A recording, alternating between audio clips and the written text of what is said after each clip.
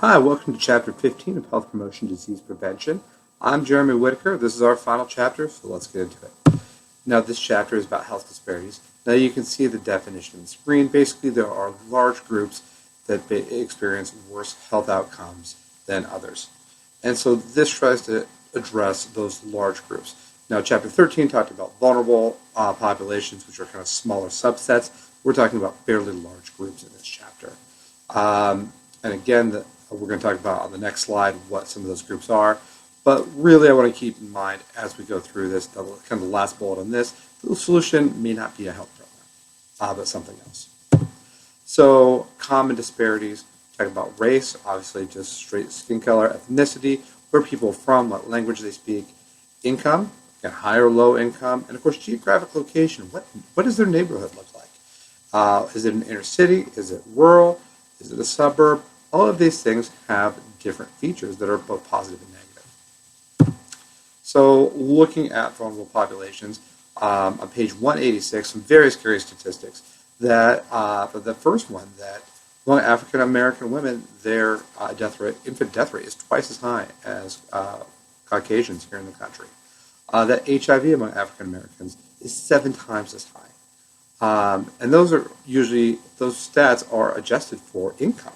So it doesn't matter if you're high or low income, you're going to be disproportionately affected just because of your skin color. And then the last two, that basically poor people generally receive worse care and have less access to care, which may be a little bit more obvious because if you're uninsured and are basically just using emergency room services, you really don't have true access to medicine.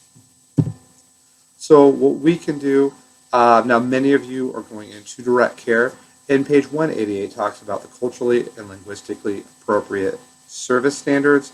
I think it's a good start. It's not a fix, but kind of keeping in mind that you're going to run into groups with barriers and having a plan before you see these clients is a really great first step. That you want to factor in health disparities as barriers. When you're building programs and again, using the health belief model, what's a potential barrier? These disparate groups, which maybe haven't traditionally had access, or maybe don't trust the system, or don't access the system because they have language barriers, and it's just not worth the trouble. Or these groups that maybe have a different view of medicine, and that doesn't line up quite with what we call Western medicine. Now, the book talks about the next one, community mobilization, again, working with communities, and you're using communication campaigns to get your message across.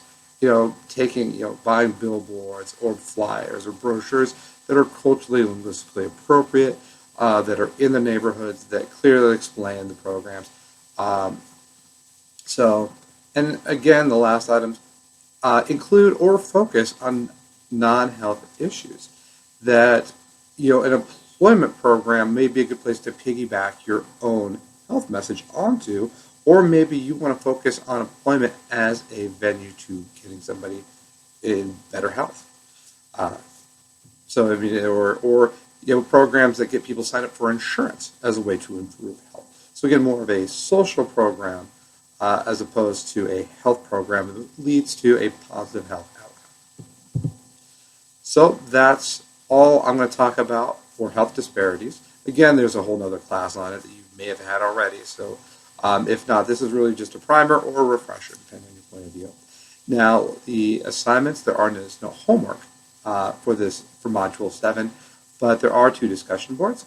The first is about DARE, and it talks about whether the program works or not. Maybe you've had a first-hand experience, and it talks about that in the assignment. So keep an eye out for that.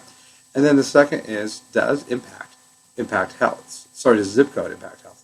And you can look online, find an article that talks about the relationship between zip code and health outcomes as it relates to this chapter.